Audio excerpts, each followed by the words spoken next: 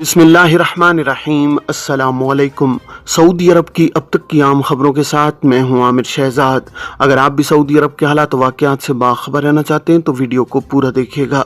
बढ़ते हैं खबरों की जानिब और शामिल करते हैं आज की पहली खबर।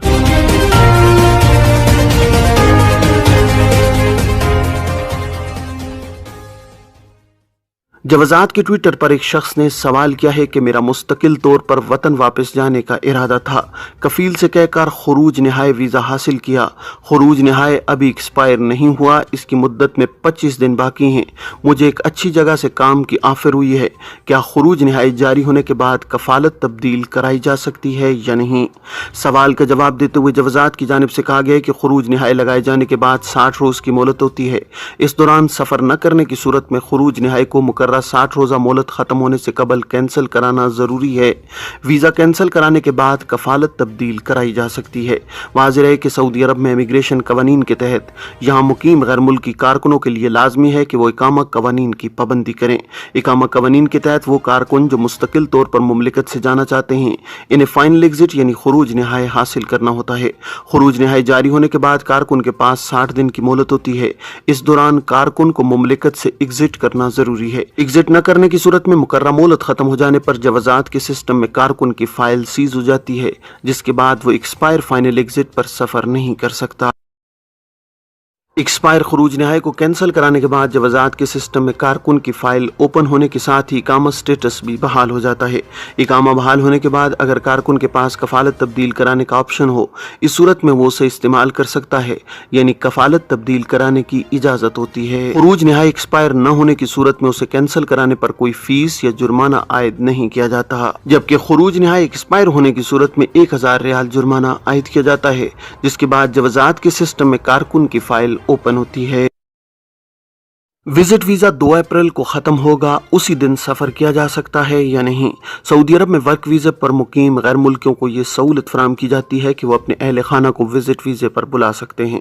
इमिग्रेशन कानून के मुताबिक विजिट वीज़े फैमिली और कमर्शियल बुनियादों पर जारी किए जाते हैं। फैमिली विजिट वीज़े के लिए गैर मुल्की कारकुन अपनी अहलिया, बच्चों, वालिदा और सास के लिए बासानी वीज़ा जारी कराने का अहल होता है। विजिट वीज़े के लिए डिजिटल प्लेटफॉर्म अबशर के जरिए दरख्वास्त जमा कराई जा सकती है। 3 से 7 दिन के अंदर वीज़ा जारी कर दिया जाता है। विजिट वीज़े के हवाले से एक शख्स ने सवाल किया है कि अहलिया विजिट वीज़े पर आई हुई हैं, उनकी वापसी 2 अप्रैल की है, जबकि वीज़े की आखिरी तारीख भी 2 अप्रैल है।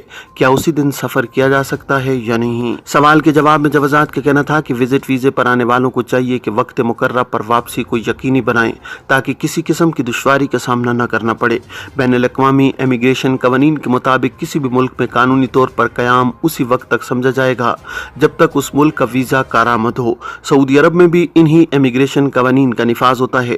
इमिग्रेशन कानून के मुताबिक कारामद वीज़े के दौरान उस मुल्क से निकल जाना चाहिए।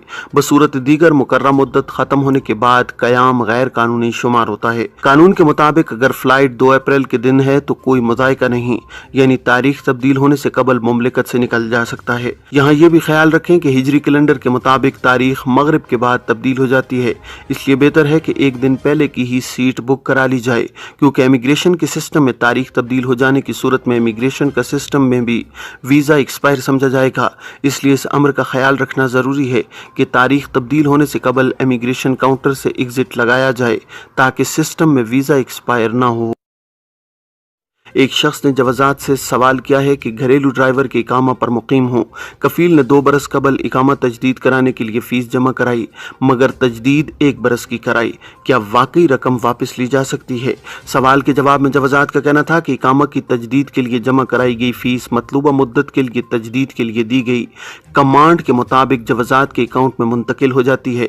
जवाजात के अकाउंट में मुंतकिल होने वाली फ़ीस जो मुताल्लिका मुद्दत के लिए होती है वही वसूल की जाती है, जबकि इजाफी फीस उसी अकाउंट में मौजूद रहती है जिसे वापस किया जा सकता है। जिस अकाउंट के जरिए फीस अदा की जाती है उसी अकाउंट के जरिए फीस वापस वसूल की जा सकती है।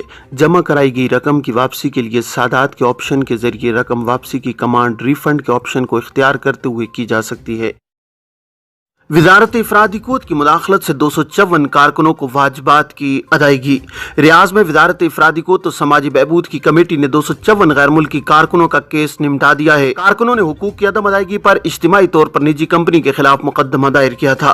सबक न्यूज के मुताबिक रियाज में निजी कंपनी के 254 कारकुन जिनका ताल्लुक मुख्तलिफ ममालिक से था, उनकी जानिब से तनख्वाहों और वाजिबात की अदम अदायगी पर वजारत इफरादी कोत और समाजी बहबूद आबादी के इख्तलाफात हल करने वाली मखसूस कमेटी में केस दायर किया गया था। कारकुनों की जानिब से मुतालबा किया गया था कि काफ़ी अरसे से तनख्वाहें नहीं मिल रही हैं, जिसकी वजह से इन्हें शदीद मुश्किलात का सामना करना पड़ रहा है।